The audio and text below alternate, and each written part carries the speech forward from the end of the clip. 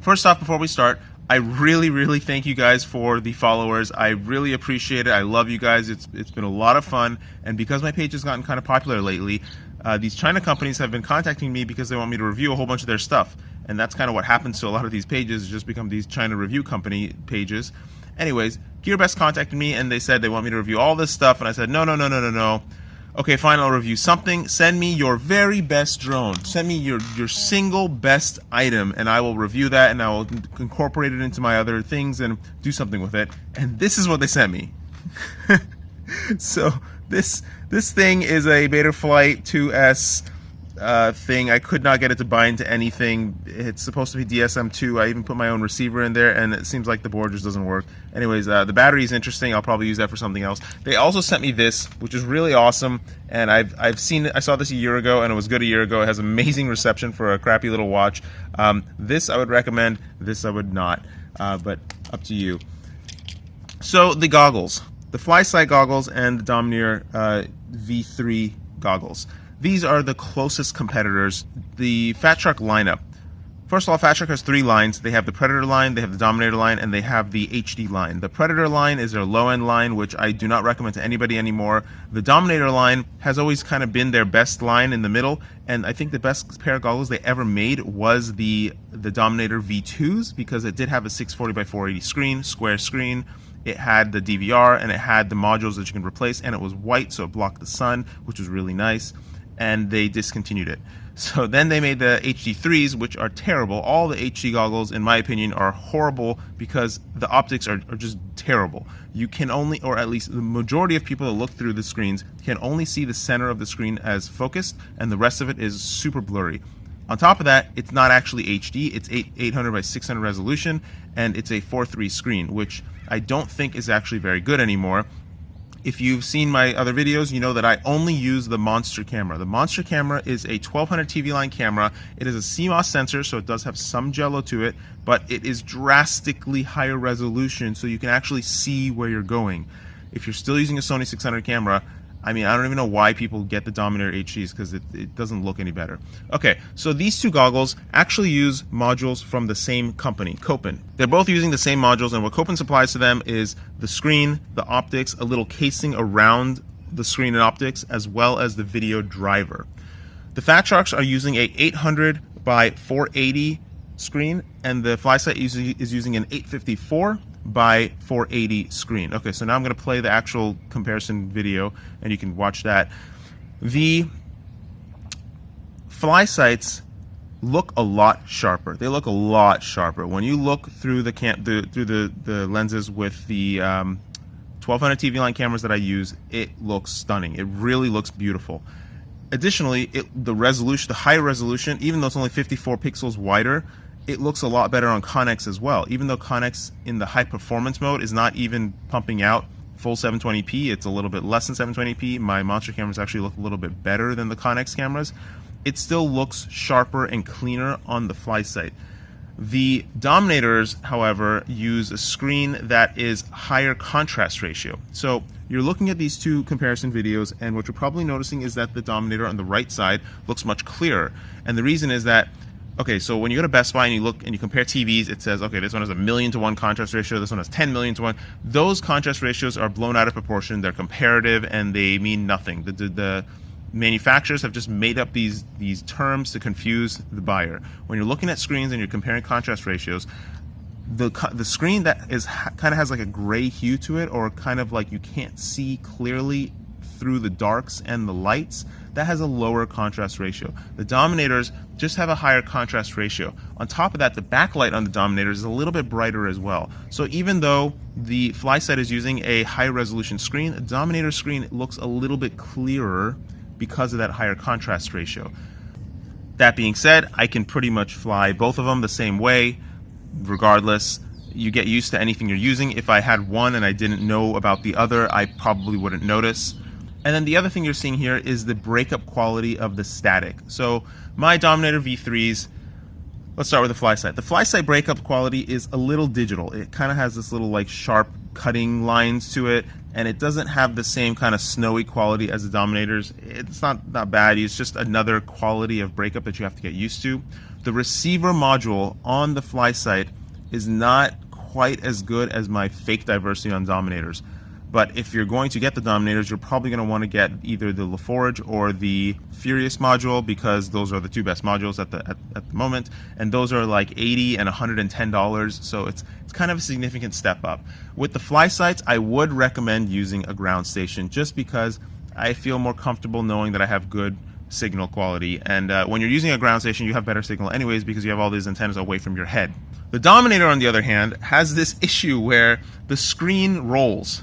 So if my signal becomes a little too staticky or some weird static way, or if I use the wrong antenna, the screen just like rolls. It has this like old-fashioned rolling film effect that makes you feel like you're flipping in the air, which is really bad. I contacted Fatshark about this, and they actually said they have no idea. They've never even heard about it, especially with this goggle pair, that nobody has had any issues, which was an absolute lie, because I have found Fatshark representatives posting on forums about how this might improve, that might improve, we've tried to fix this, we haven't fixed that, or that kind of stuff about that problem. They have supposedly been they've been sending me a return shipping label for the past almost 2 weeks now. So what you've already seen are the two main differences about the goggles. Now I'm going to go through the actual pair and what it's like to wear them and use them. The next main issue that I see is that both of these, the optics are terrible. I don't know why they're so bad, but both of them, I have to smash them on my face for me to actually see the screen. The Flysights, I have a little bit easier time seeing the whole screen. The Dominators is just bad. I did have to, the Flysight came with a ski mask, which I had to rip off and replace with the Dominator foam, because I couldn't get it close enough to my eyes to actually see the whole screen. This is a lot better. For people that like the eye cups, the Flysight is really nice that you can just kind of like take off the faceplate so easily and put on the cups, which I think their previous model had, so they should have those available. The next thing about the Flysight is that it has a front-facing camera, which is a gimmick. Nobody really cares about that. The settings of the screen, what you saw in the comparison was actually the default setting, and you can change the contrast and brightness, but it doesn't make a significant difference. And the reason that was the default setting is because the headset actually doesn't remember your settings when you set them. So every time you turn them on, you have to just click the button to go into the menu, and then it remembers, oh hey, there's different settings, and it pops those settings back into your screens and actually changes the way it looks. They both have space for diopters. The Flysight actually seems like it comes with UV filter blank diopters in there. Let's see if I can get the camera to focus in there. Yeah, so it comes with like blank UV filter diopters, whereas the Fatsharks don't really come with, I mean, it doesn't really make a difference, but that's their method of protecting the lenses in Flysight. The Flysight do have a fan, just like the Dominators, although I believe the fan was actually intended for the receiver module, not so much for your lenses. That being said, it does circulate air, so it's pretty much has the same effect.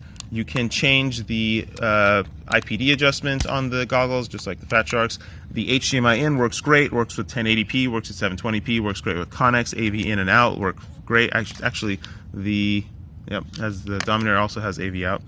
It has a headphone plug. It has a PPM in, which I think is for the front camera. I don't know. The power port works great. You're seeing it. It's unfortunate that it's black because it does absorb sun, but it's not really a big deal. The Flysight also comes with a myriad of wires. It comes with 2 video cables as well as a third video cable that looks like this, which I don't even know what it's for. A power adapter cable, a headphone jumper. It comes with this case, and it comes with the battery. Alright, so the battery on both of these goggles is completely useless. I don't know how Flysight expects you to use this. It works like a phantom battery, but you can't put it in the strap, even though the strap does have a space for the battery, and it comes with a charger as well. Battery actually lasts kind of a long time. I think this it's a 1500 milliamp battery. The Flysight, something really nice about it is that it does work on up to 6S, which is great, and I don't know why Fatsharks don't. The battery that comes with the Fatsharks is pretty terrible. This battery comes pre-puffed if you open the casing, and it will work for anywhere from 0 to 2 hours if you're lucky, depending on what the weather is like. And if you're going to get any of these goggles, you're probably going to end up making your own battery like I do here, which these are 2 18650 cells, which run for about 5 hours with DVR running the whole time. The Flysight does not have a DVR, which is not the end of the world, because the DVR on the Fatsharks is pretty much almost useless because it's such low quality. And then the one other issue about the Flysight is that the screens do have a minor burn-in effect issue. So if you do leave your camera on and your goggles are tuned into the camera for more than a couple minutes, you do get a faint burn-in when you start moving the camera again, but it does go away after a couple seconds, which it's not really a big issue because we don't really leave our goggles on and our quads sitting in the same place for 10-15 minutes. Between all those, the cost differences between these two are kind of not extreme, but it's significant. When it's all said and done, the Flysight is about $140 to $210 cheaper than the Fatsharks. That does not include the battery, so it's kind of a decision you have to make.